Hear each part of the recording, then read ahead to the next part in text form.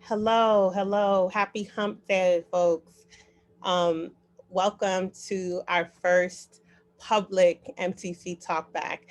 Um, as people filter in, I'll just kind of geek out on how special this conversation is as we continue opening up mastery learning dialogue in all spaces for all school types. MTC members who have previously participated are familiar with me. I'm Director of Communications and Development, Tamika Gashard, and also our Talkback series.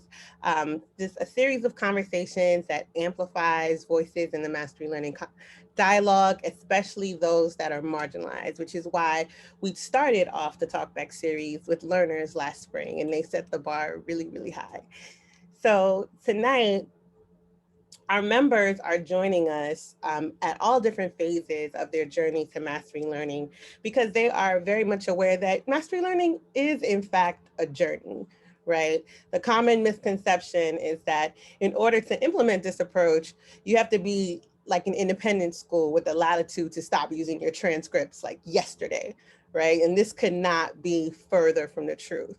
So today, you'll hear from advocates and leaders representing public, private, and charter schools within our membership community who are each at different phases of their unique journeys to mastery learning. So we really hope to shine a light on the fact that the journey itself is worthwhile. It's actually urgent. And as we navigate the pandemic and drive toward equity and prepare learners to succeed, and be change agents in the 21st century, this is a journey that is very much um, something that we should consider and really work toward. So one such learner is joining us tonight, Megha Mishra of Gibson Eck, and she is going to co-moderate the conversation with Caroline Hill. And I really couldn't be more delighted to introduce them. But before I do, I just want to send a big get well to Brian O'Connell. He's principal of Bow, a public high school up in Connecticut. He's going to see this. So hi, Brian. He can't actually join us tonight. He's under the weather, but feel better. All right. So on to our moderators. Megha Mishra, she's a senior at Gibson Eck High School, and throughout her high school career, she's worked in various leadership roles, such as being an Issaquah Schools Foundation student trustee, Seattle Theater Group Youth Ambassador, and National Center for Restorative Justice Logistics intern. She firmly believes that empowering and encouraging individuals to innovate is the key to change making. In the future, she aspires to make change in the healthcare field by majoring in biomedical engineering. Outside of school, she enjoys making music and practicing mixed martial arts. Wow. Okay, so moving on, we have Caroline Hill. She's a thought leader who lives, works, and designs at the intersection of education, innovation, and equity. Her work is rooted in more than 20 years of experience in public education, education innovation, management consulting, and engineering. And she also was inspired to create Equity by Design, a powerful design framework that merges the values of equity work and innovation with the intentionality of design. It's hard to believe she has that much experience because she does look like a teenager, but it's true. It is true. Her latest venture, 228 Accelerator, catalyzes the redesign of the relationships that normalize mistreatment and oppression, builds bridges between the powerful and the powerless, and accelerates our journey to a more inclusive society. Caroline has lived a life cycle of school creation and transformation as a teacher, mentor, coach, founding principal, and investor in innovative school models.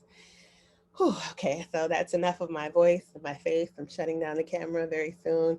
But before I hand off to these two dynamic women, I just want to flag that we do have a lot packed into this hour. So you'll hear from every panelist, but maybe not in response to every question. We're definitely protecting time at the end for your questions. So, be ready for that. And go ahead, take it away, Megha. Thank you, Tamika, and for that really, really kind introduction. But yeah, I also just wanted to share that I just got accepted into one of my top choices, UC Davis, for biology. So yeah, thank you. And I'm super excited to be here and kickstart introductions with my principal, Julia Bamba.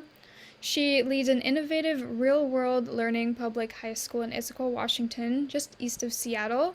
As a big-picture learning school, Gibson leads students to live lives of their own, designed to become activists in the world. Principal of Gibson High School since its opening in 2016, Julia guides students and staff as they navigate cutting-edge educational practices that center on personalized real-world experiences. When not reimagining school for her students, Julia focuses on fitness, healthy eating, and hanging out with her husband and two boys. You can find the Bama family on the ski slopes, soccer and baseball fields, or trails in the Pacific Northwest. As an educator for more than 20 years, Julia also served as an assistant principal, an activities director, a language arts teacher, and a soccer coach in the Issaquah and Federal Way School Districts. We also have Gwyneth Connell, who began her career in independent schools in 2001 as a history teacher at Millbrook School in New York. After earning a master's degree from the Klingenstein Center at Teachers College, she landed in Brooklyn, where she served as a class dean at Packer Collegiate Institute. Since 2012, she has served in leadership roles focused on teacher growth and development at Berkshire School, Blair Academy, and now Pomfret School, where she is the director of the Grauer Family Institute for Excellence and Innovation in Education. She lives on campus with her husband Scott, daughter Juno, and lab mix Rudy. Thank you so much, Megha. With your voice, I know that the future is in good hands. Congratulations on your first of many acceptances. I know I get the pleasure of introducing two educators who need little introduction. Their names say it all, but because all stories matter, I'm going to take a couple of moments and read their bios. So let's start with Scott Looney, a graduate of DePaul University and Northwestern. Scott Looney became Hawken's 10th head of school in July 2006. During his tenure, he's overseen the growth of the school from 950 students on 2 campuses to 1,500 students on 4 campuses, including the launch of the new Mastery School Hawken, in addition to the Birchwood School of Hawken. In addition, Scott is the founder and board chair of the Mastery Transcript Consortium. Y'all should put some reactions in the box for that. Prior to becoming the head of school, Scott served in leadership roles at Cranbrook Schools in Bloomfield Hills, Michigan, Lake Forest Academy in Lake Forest, Illinois, and Phillips Academy in Andover, Massachusetts. He's an influential voice in the national independent school arena, as well as a published author and frequent presenter. He's served as a trustee and executive committee member of the National Association of Independent Schools, trustee of the Global Online Academy, faculty member at NAIS Institute for New Heads and the NAIS Financing Institute, and executive director of the Midwest Boarding School Association. The next person, again, another celebrity in the space,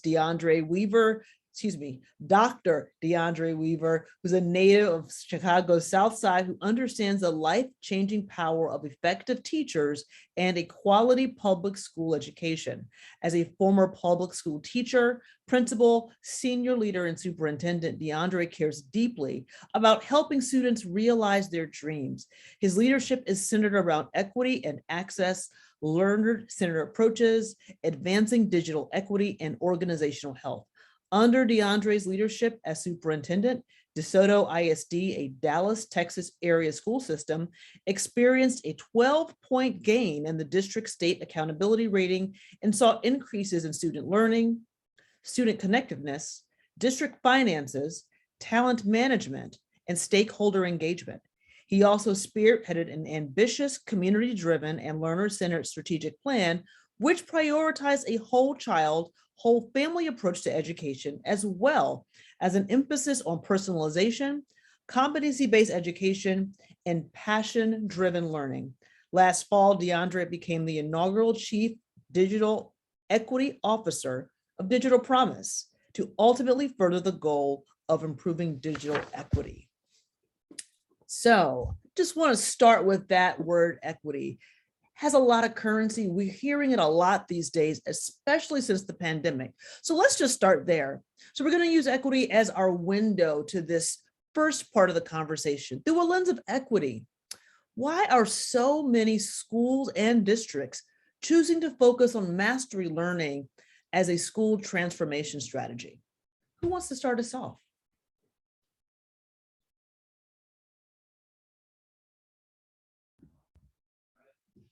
I mean, I can certainly jump in. Jump in, please. Let's take it away. I mean, saying right from the outset that independent boarding schools like mine with brick buildings with ivy all over the walls are not exactly the first thing that springs to mind when you think about equity in education. Yeah, and there are certain, certain disparities that we don't have to grapple with. When you think about equity of a situation of going home and not being able to do homework, it would be easy for teachers at our schools to say, oh, well, our kids all live here and have study hall every night for 2 hours. So that stuff actually doesn't apply to us. And yet we see so many, we also are a school that, in a class of 60 incoming freshmen, we probably have between 40 and 50 sending schools. And so that notion that your grades freshman year are evaluating anything except your 8th grade preparation and the experiences you've had before you've arrived, I think that's actually been a really powerful hook for me to get our teachers interested and engaged in the process of shifting to a mastery-based program, because they do see that kids come in at different places and that the traditional grading system doesn't serve to evaluate them as well as it evaluates their prior teachers and their prior schools. And so I've found that the more we start to wrestle with these issues, the more we realize how much inequity we can resolve within our school, how much inequity is present, and that there's actually a lot we can do just within our program and how we evaluate kids, how we assess them, that can make us a more equitable place. Yeah, thank you so much for that perspective. I'd love to hear from Deandre, who led a school district, and now you're working with a lot of school districts at Digital Promise. Why are so many schools and districts choosing to focus on mastery learning as a transformation strategy? Thank you, Caroline. And Gwyneth, I really appreciate your contributions.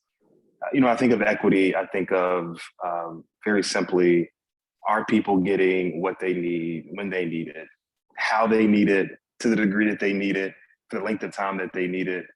I think about the ideals of targeted universalism, where we set pretty big, ambitious goals for everyone, and we provide additional support, additional resources to help those that need it the most get there. And I think about this idea of mastery-based learning, which is not a new concept. I mean, it's been around since Benjamin Bloom, 68, I believe. And at its core, it is that we set high expectations for students. We provide them with what they need. And if they need more time to master these content, these skills, these, what we expect students to learn, then we give it to them with additional support to help them actually learn at a very deep level what we believe is important. Understanding that some students may not need all the time, and this idea that time is a variable that we can solve for. So I think schools, districts that are realizing this very old principle, this very relevant principle, that we can think differently about how we use our time. We can give our students the additional time that they need, that we don't have to be caught in the rat race of having to cover the breadth of a curriculum when we know kids are not learning the breadth of the curriculum, but that we can actually slow down, identify the most important learnings, and ensure that kids have a sort of a personalized pathway with additional supports that would allow them to truly understand and learn at a deeper level. I think those districts and those schools that are embracing this idea really understand the fundamentals of teaching and learning. And that is an equitable approach. That is saying that we're going to change our structures, our systems, our policies, our behaviors, our actions, the way that we do things in service of the immediate true needs of students. And I think districts and schools that do that are bold, they are courageous, they are on the forefront of what works, and they're staring in the face of a traditional public education system that was not set up to serve every single student equally or equitably. And so in that regard, it is doing its intended thing. But those districts and those schools that stand up and offer a different path are truly leading for equity. Yeah, thank you so much for that. Personally, as a senior who's learned so much about myself and the world through mastery learning at Gibson, a small suburban school, I want to ensure that students across all types of schools and locations can benefit from this learning model. So what would you say some implementation challenges would be toughest for larger suburban or larger urban districts seeking to redesign around mastery learning models could be, or even for a small rural school?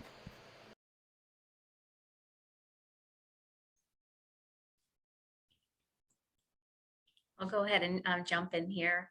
Also, I didn't get to say this verbally, but to Megha, congratulations on your acceptance today. I kind of got teary-eyed. I got to pull it together for that. So congrats, that's super exciting. You know, as for mastery-based learning, when our students enter for us in high school, we kind of always expect like all students should kind of be in this range, this level. And I think a huge challenge for larger schools that are trying to do this work is that we really ask the adults and peers to look at our students as individuals. What are their strengths? What are their challenges? Where are areas of growth? What are their future goals? And everyone's coming in with a story, and everyone has different skills and unique interests that they're bringing to the table. And oftentimes in our larger schools that we don't look to our students and really get to know them and have them provide a voice in what's important to them for their future and what their current learning and their future. So finding ways for our larger schools to be able to look at every student comes in and they're immediately known and they're connected with adults and groups of peers that can really help to grow over time and get to know their stories and who they are. And for us, it takes a lot of time. You really have to spend that time with the students. And mastery-based learning just isn't about meeting, showing evidence of learning and kind of checking a box. It is really about growth over time and finding that way to push students when they need to be pushed or celebrate them when they need to be. It's a balance, and our systems are set up to just kind of work through students, and we need to change that so that we have time spent to make sure that students are known and they have a connection and they can really have that growth and the challenge, I guess, that they need over time. Yeah, definitely. And let's drill down even more on that and think about what would your advice be for a large underserved public school looking to launch a mastery learning model, specifically one actionable step that they could take? I think a few actionable steps would be one, to identify schools that have strong principal leadership and a strong teacher culture of collaboration. I think those two aspects are critical because of the constant problem solving and change management that's needed when kind of shifting to this approach. I think another actionable step is to be really, really clear about what you expect students to know, understand, and be able to do. What are these larger kind of competencies or these power standards, or what are the most important learnings, both academic and social, emotional, both real world as well, that you really want to focus on. And then, create some really strong learning experiences and support resources, intervention resources, acceleration resources that could be used so that as students show that they need more time or less time, different uses of time, there's the right material that can be used, the right approaches that can be used, the right instructional strategies that can be used to help students move along the continuum. I think those are a few core pieces. We'd love to hear from others too to add. Certainly didn't hit them all. Well, before we hear from others, I want to throw a question in there that's motivated from the same space that I work in, and it's the possibilities that I see for technology and equity. But some people think that something like personalized learning is either technology driven rather than technology enhanced. So, we could start with you, Dr. Weaver, and then move the question around. What would you say is the role of technology in mastery learning?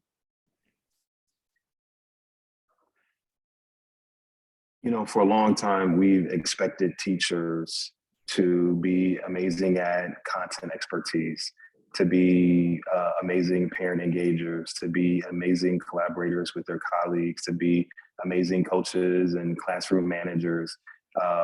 We've expected them to be exceptional at differentiating instruction, supporting students that have diverse learning needs.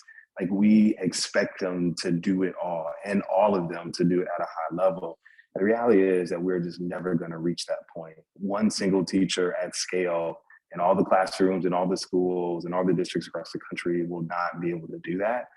Technology is an enabler. It can help a teacher do things that one teacher cannot do for the 25, 30 diverse learners in a classroom. And it is, extremely difficult for me to digest that in 2022, we still have not embraced, accepted, held on to this idea that technology can be used, should be used in our classrooms to do something that we've not been able to do forever. So I'll say that first as a premise. I think in terms of its practicality in a classroom, I've seen approaches and blended learning models where teachers have taken the mini lesson, the kind of direct instruction, the metacognitive processing, what they do to explain thinking to students. And instead of doing that in a classroom, they've recorded it. They've recorded a series of these short mini lectures that kids can review, experience, watch, rewatch, rewind, slow down, pause, get the expert thinking, see the demonstration, get the gist of it, and then spend a lot of the time in the classroom applying, getting clarities, working in small groups with a teacher in guided instruction or with peers in collaborative settings. Like, the classroom then becomes the space where kids can get what they need: acceleration, intervention, collaboration, individual work, whatever. I've seen it work well in that way. I've seen it work exceptionally well with the use of AI technology, where students can now input, written essays. And if the prompt requires 3 pieces of evidence, the student doesn't put those 3 pieces. That thing can say, hey, great start, you need more. You should look at this passage again. You can add, etc. So it can provide feedback, which we know is really the indicator that helps people learn, is feedback, real-time feedback on what they're doing in a non-evaluative setting. So now technology can provide feedback directly to students and for students to improve their learning. So imagine our ELA teachers and the time that it is that we're taking off of their shoulders and grading and giving feedback, and the time that they can use with those students that are really, really struggling with what an argument is, or how to write a coherent sentence, and they need an adult working with them on some of the other prerequisite skills they may not have. That teacher can do more of that instead of either of these other pieces. The final comment I'll add, I don't want to dominate this at all, but the final thought that I have here is that given, and I think the COVID situation, the teacher shortage has exacerbated this, but we can now access strong content area teachers anywhere in the country, in the world, and source them directly to the students that need them the most. So there was this big push about, putting your best teachers with the students that need them the most. We've still not done that at scale. And what we can do now is tap into amazing teachers who are now wanting to spend more time online doing their craft because they're great at, direct instruction or whatever. But we can now access those amazing teachers to kids in small groups in larger class, settings, we can amplify the reach of amazing teachers using technology, have adults that are great at coaching, supporting students, working in small groups. Like, we can do so much. So I think, finally, technology can do so much. It can enable so much. It can, amplify so much. And I don't think we've truly embraced it still for its potential. So I saw a lot of people shaking their heads when Deandre was talking, and he mentioned, the collective experience that we all had with the pandemic. Like, we saw the strengths in the system, and we also saw areas where the system could be strengthened, where it was already broken. I would love to stay in this equity piece, and because we saw equity in all forms: digital, socioeconomic, racial, and it all comes back to educational. So I would love for us to spend some time talking about, like, the lever of equity and why is mastery learning catching a fire after we're coming out of the pandemic. Like, why do you think this is happening, that it's taken off? I'd love to start that one off. The whole reason that the Mastery Transcript Consortium was started is that I finally, at one point in my career, started to see the paradigm for what it is. 140-year-old ubiquitous paradigms are invisible. They're taken as givens, as must-dos. Whether it's your God or evolution, whatever you choose, we are differentiated for a reason, right? We're not supposed to be the same. Any system of standardization is inherently inequitable. I'm gonna say that again.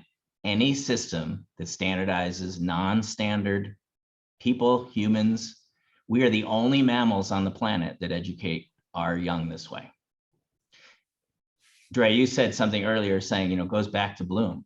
Bloom just labeled it. It goes back to pre-modern humanity. How did you learn before school?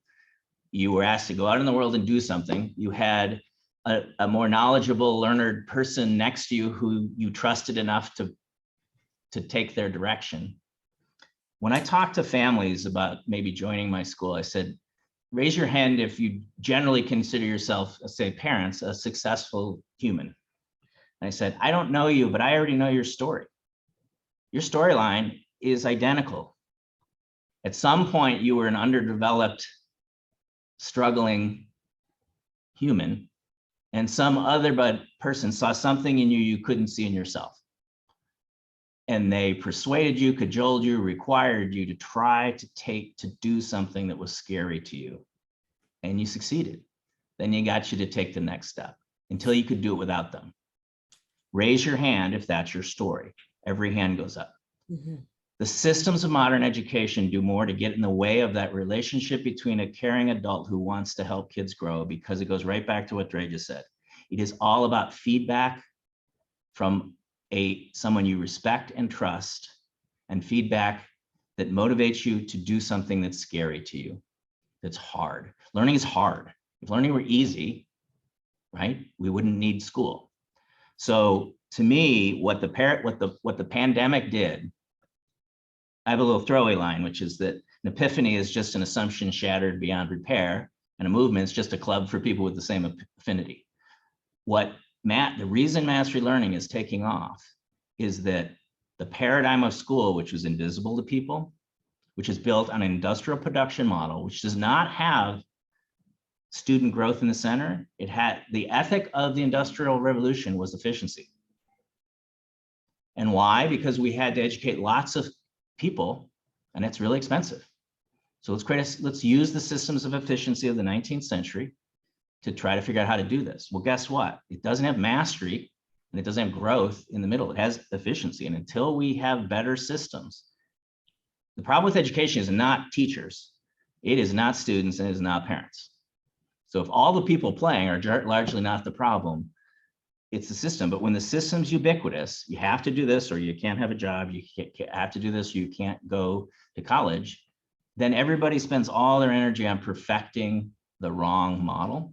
So I think the pandemic, and I think the call for justice in the world that college admission offices have woken up to. You know, when your college president calls standardized testing racist, you can't walk back over that bridge. It just got burned.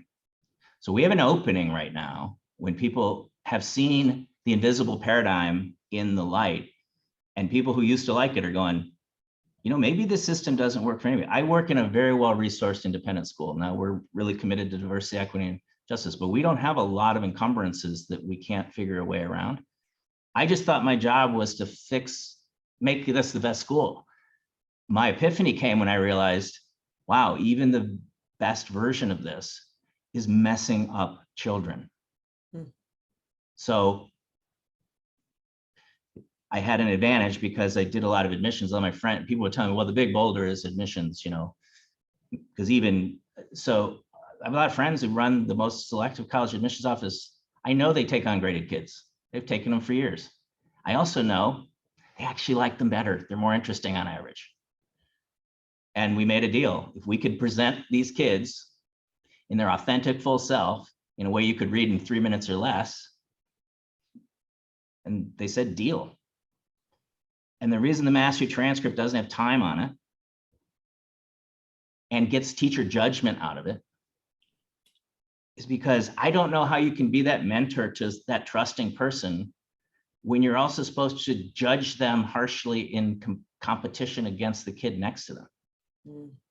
So my original target was getting judgment out of that relationship, but I've come to find out that the Carnegie unit, time-based crediting, was just as big a problem. So that's a long answer, but I think we have maybe a once in a generation opportunity, because there's more people looking at that industrial model and going, you know what, there is no way to fix this actually. It is beyond repair. What are the alternatives? And that's where this huge ecosystem that I didn't even know existed is all empowered to work together.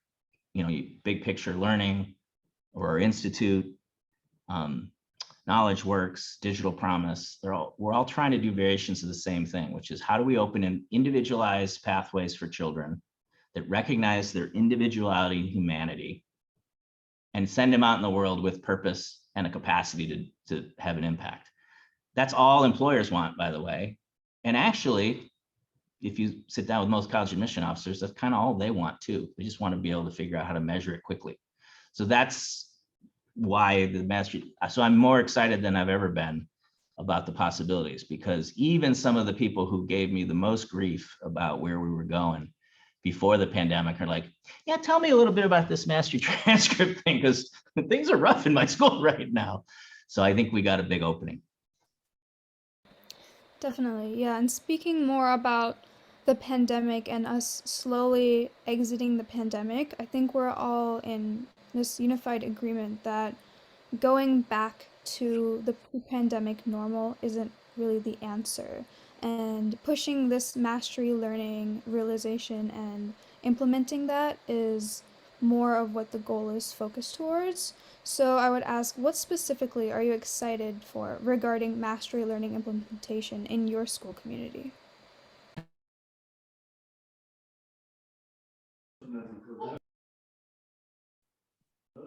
I think one of the things we're really excited about is as a boarding school, we are able to incorporate all the learning. We've been, you know, since the school was founded, we've been talking about the ways in which kids learn everywhere, that they learn on the playing fields, they learn in the theater, they learn in the classrooms, and they learn in the dorms.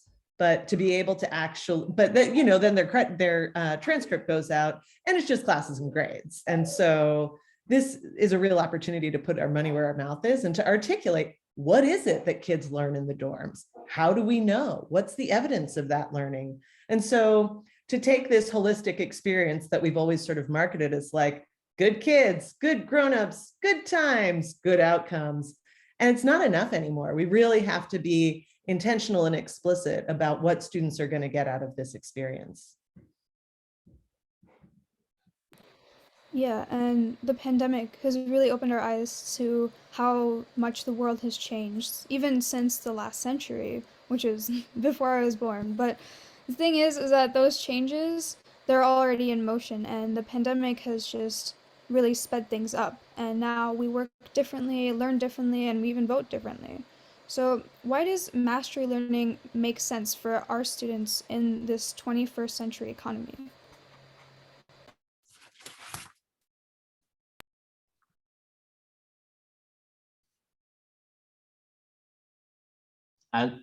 There's a lot of really interesting survey data that sort of verifies this.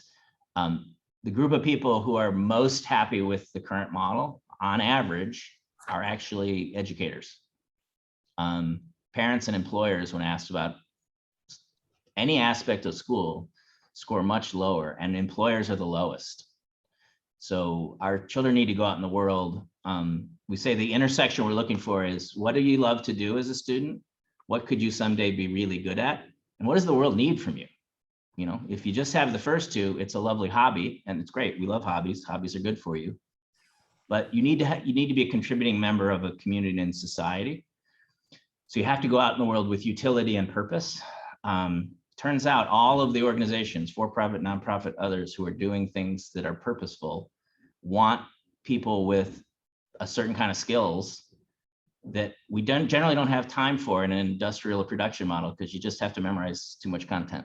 There's not time to develop human relational skills and to struggle, do trial and error learning that is going to be where the time scale is completely different based on the kids doing the trial and error.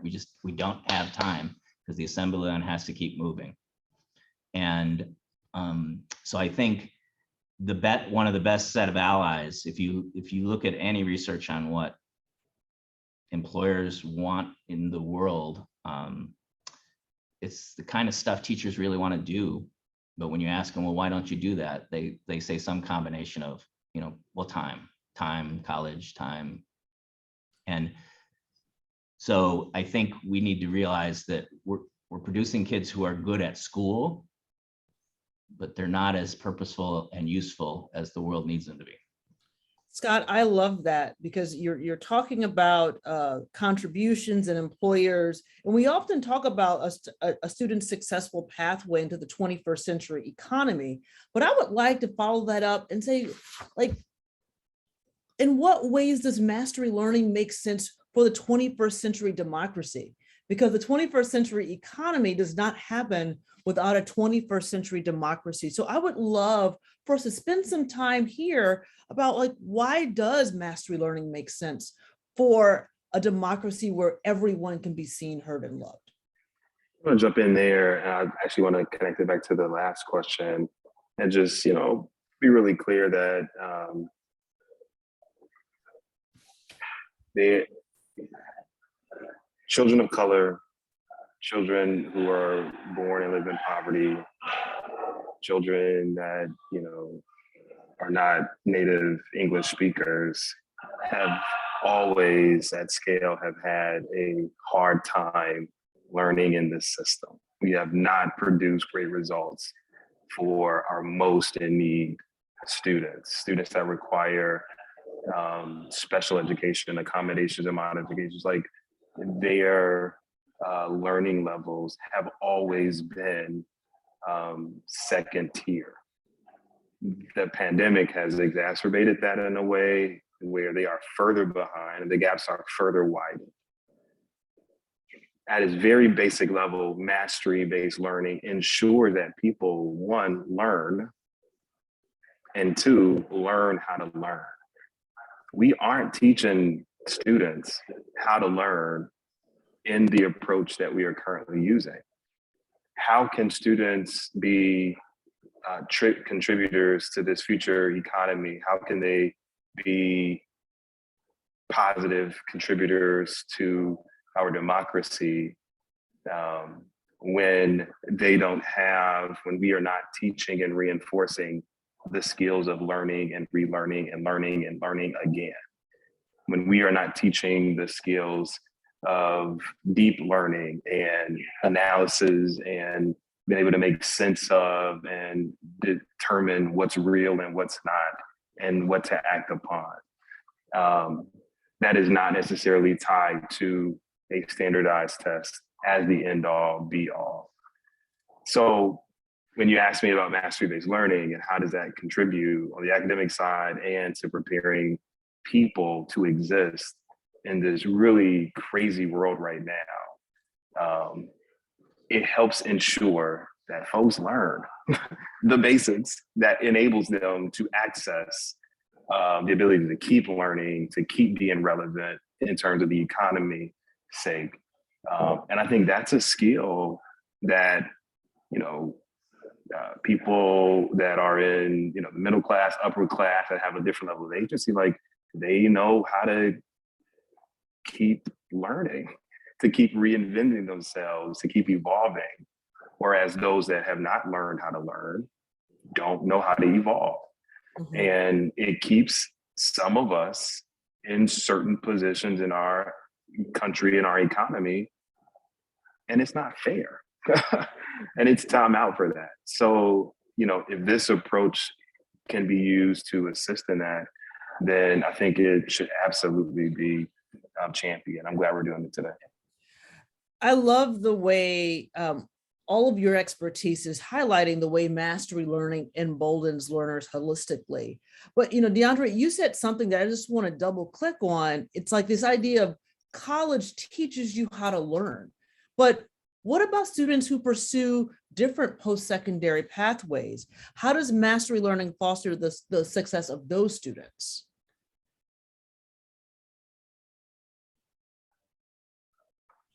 I'm gonna just really quickly, all kids should be prepared for all options. I completely believe that. We should not relegate people to just one track. So there should not just be a CTE track.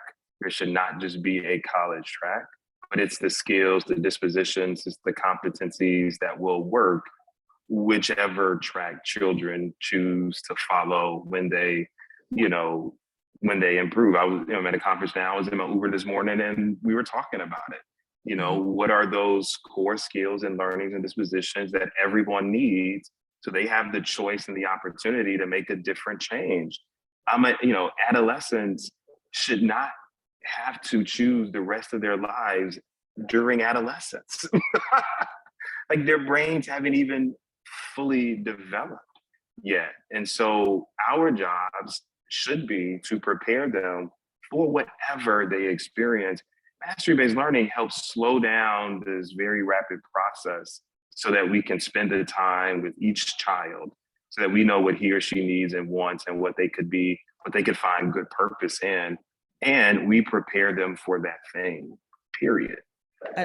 I love that. And I would love for us to also let's just situate ourselves in the 21st century, right where we are. In the emergence of mastery learning, taking off and having a lot of energy. Think about today's political, environmental, racial, and financial climates and all the uncertainties of the future.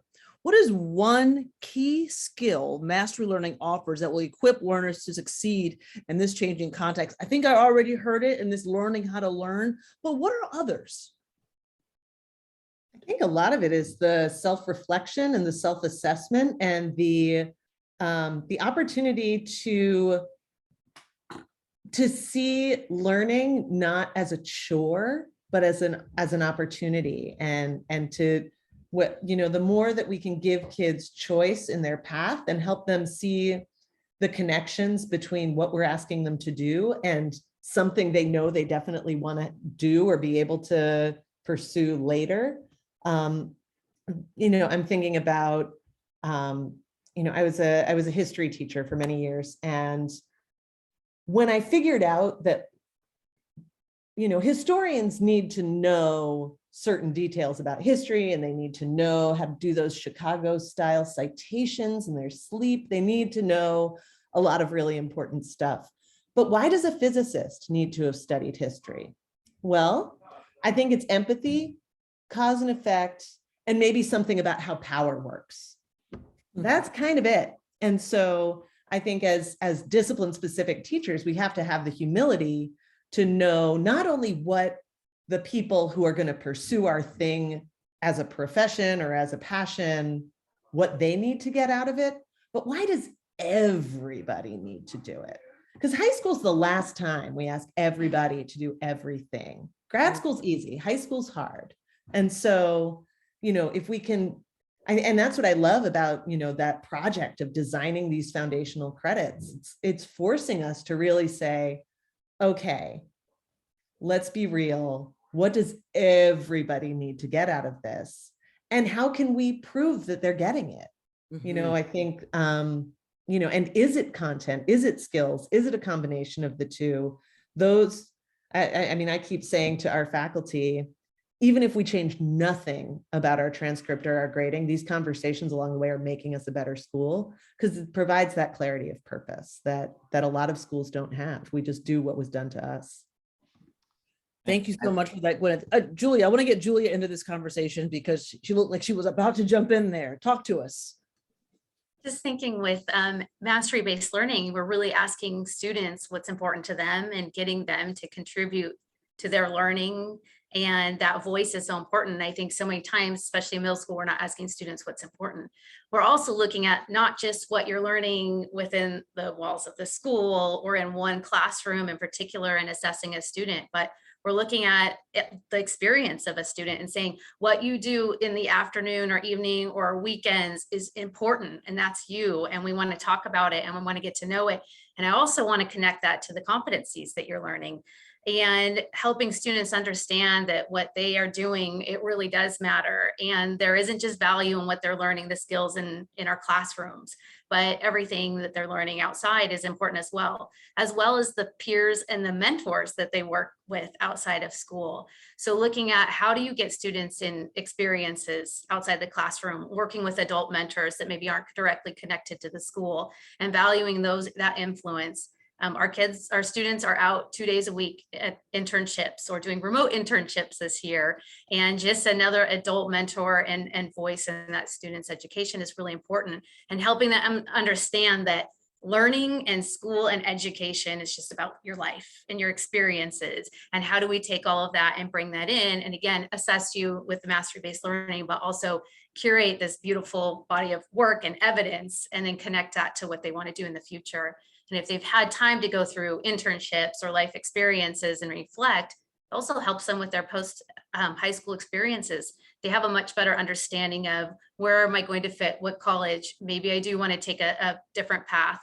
But I think they're leaving with very informed decisions, and those are going to change, just like we know they're changing for 4 years in high school and after. But they're able to assess, they're able to advocate for themselves.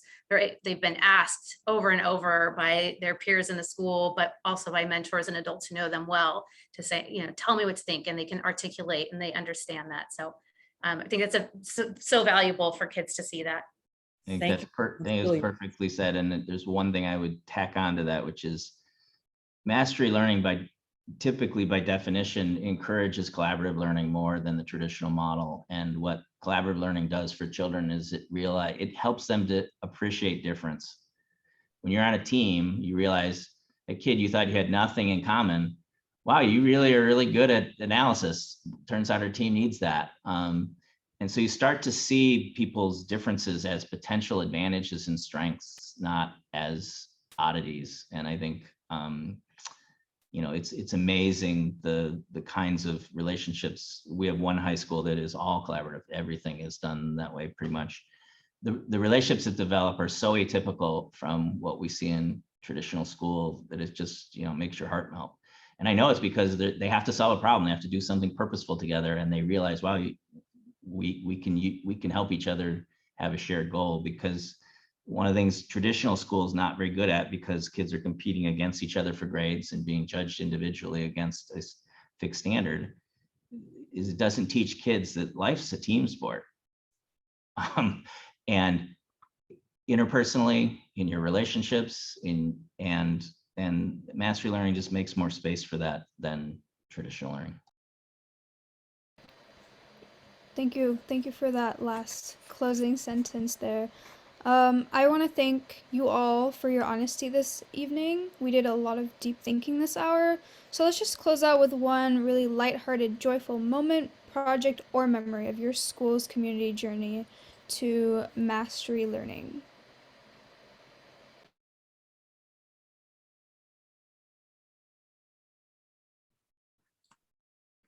I'll start just thinking about, our first year and opening, and this work is always evolving, and it's so important and unique to everyone's different school experience. And you can plan all you want, but once you get students in front of you, you're always needed to change and adapt to them.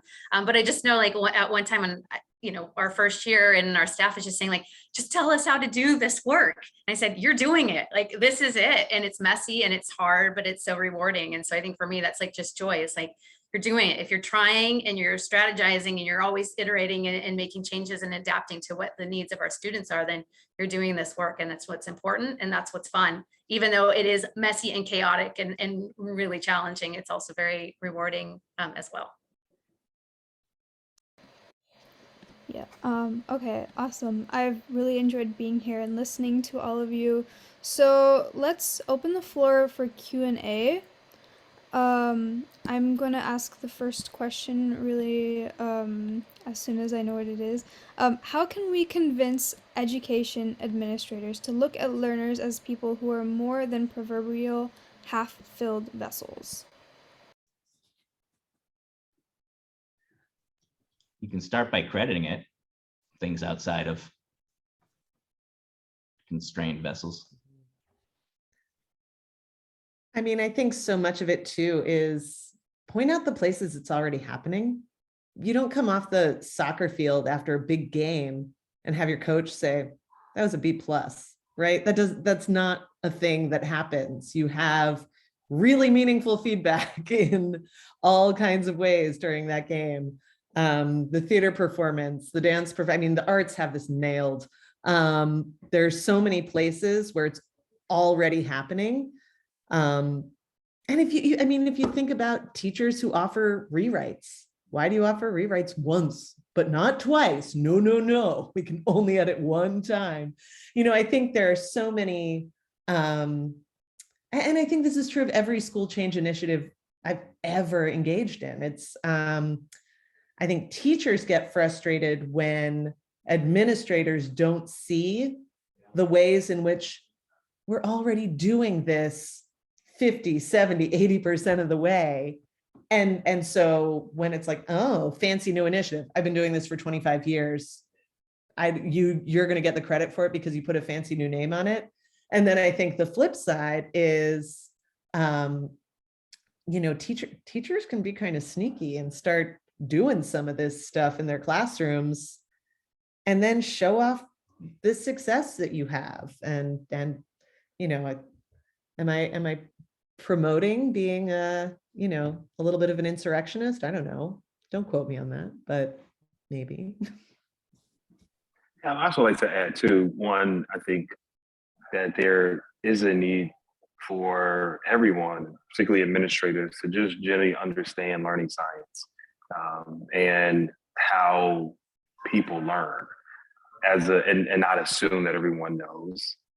Because then once you know, there's a part of your brain where you don't know. And so you're acting based on what you do know. But once you're enlightened, then that helps too. I think the other piece that helps is to Gwyneth's point, being able to show some type of result, qualitative, quantitative result that furthers the theories, the sciences, immediately in practice. One of the pivotal moments for me when I was leading the school and we shifted high school that shifted this way, I knew that we were onto something when a mob of students, literally 25, 30 kids, ran to my office and were angry. They were upset.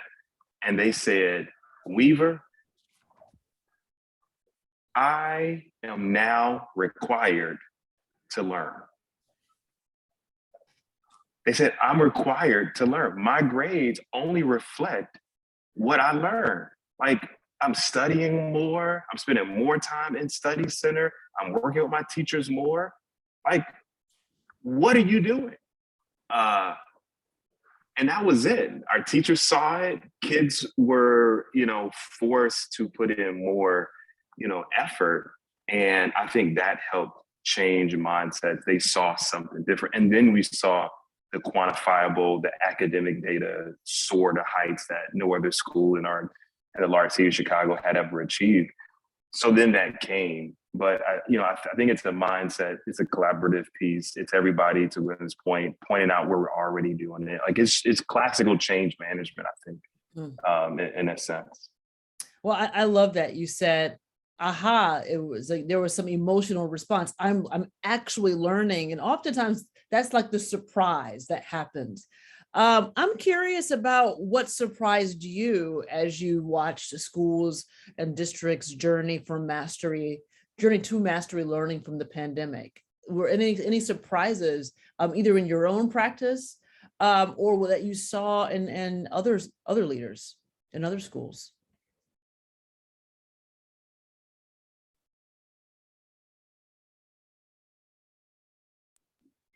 I mean, I'm still in the thick of it. Oh, go ahead. Oh, sorry. Within the first month of when we went to remote learning, and the state was coming out with personalized learning for students, competency-based, mastery-based, and we're just sitting there, we're doing it, and we're doing an amazing job. And that change to remote learning for us was incredible. And so coming out of that, just remembering that those were some of the top things that were being said to educators in our state, and that we were already doing that, it was a really great feeling. And so how do we bring more schools on board to do that in the future?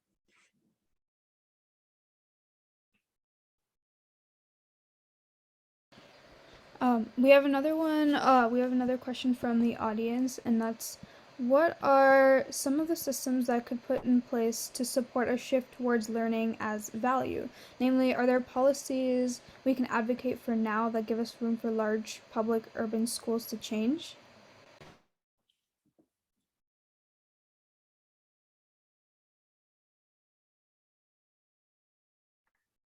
Any policies around seat time and how long it takes for students to demonstrate what they've learned, I think, are critical. I think some practices and structures would be organizing into learning communities, both for teachers and leaders, so that they can work through as problems of practice these types of issues. I think also just a lot of parent training, communication, engagement, because oftentimes parents haven't experienced mastery-based learning environments and are used to traditional environments. And and if you're still using letter grades, but you're in this weird space of, shifting, but you're still using some traditional components, sometimes those letter grades aren't the all A's that they're used to. And there's a lot of concern. There's some pushback and some political pieces there at a larger level, the school boards, making sure that there's understanding across the board there. There's buy-in, there's ownership, there's support. And that we're giving principals and teachers the autonomy that they need, and the space and the safe space that they need to try something that's different, without the fear of being held punitively accountable. I think that's always a barrier, is when there's not a culture of failing fast, which I think is a skill that kids need to learn, so that as they take that to the real world, failure doesn't prevent them from, being able to bounce back. So I think those are a few suggestions I would bring up. Rubrics, yeah, somebody put that in there. Clarity around the rubrics and what, if you're going to keep a 4, 3, 2, 1 scale, like how you're assessing all that. I think that's all important. I love that, because what you just highlighted is the importance of the enabling conditions before we even get to like the policies that are written down. This has been an incredibly rich conversation. I'm going to pass it back to Tamika, who is going to give us some next steps and close us out, I think. Yes. I'm still kind of awestruck from all that I've learned during this conversation. And I work for MTC, so this has just been an amazing night. And, we really cannot thank you enough for joining us. We realize how many of you are closing loops in your school communities as spring break approaches. And, it's not easy to carve out a whole hour. So thank you for making our first public talk back for non-members just really special on this first Wednesday of the month. I just want to put out a gentle reminder for our MTC members to register for our Mastery Credit Workshop on the last Wednesday of this month, April 27th. And, we're also happy to invite everyone, members and non-members, to continue the Mastery Learning conversation next Thursday at 1 p.m. Eastern. Our CEO, Mike Flanagan, is going to join our board members, Deandre, who you're already familiar with his brilliance, and Kedra Aisha. She's the VP for Enrollment Management at USC. So that conversation will be really great as part of What School Could Be's Game Changer series. So you can register for those tickets. Of course, it's free through Eventbrite, and the link actually should be in the chat. The panel will be hosted by Ted Dintersmith and Tony Wagner, who's hilarious. And you're actually the first audience to receive this invite, so please do spread the word. As we continue to expand our portfolio of flexible tools and resources like the Mastery Credit Workshop that I mentioned, we are always thinking about how to facilitate the journey to mastery learning in authentic ways, because again, it is indeed a journey. But as you can see from the conversation tonight, it is worthwhile. It takes time, right? Because overnight transformation is not only disingenuous, it's also unsustainable, right? So, we're here with you for the ride. So our doors are open for all school types that are really working hard to center learners and increase their agency, irrespective of where they might be along the journey to mastery learning. Or if they've even started, right? You might just be curious, you may be ready to take that first step. So we really love to stay connected with you via our monthly newsletter. And thank you so much to our entire community, and especially our panelists and moderators this evening, who truly embody one of my favorite proverbs, which is, if you wish to move mountains tomorrow, you must start by lifting stones today. So have a great, great night. That's it. Thank you again. Thank you. Bye, Bye. Thank you. Thank you, everybody. Thank you.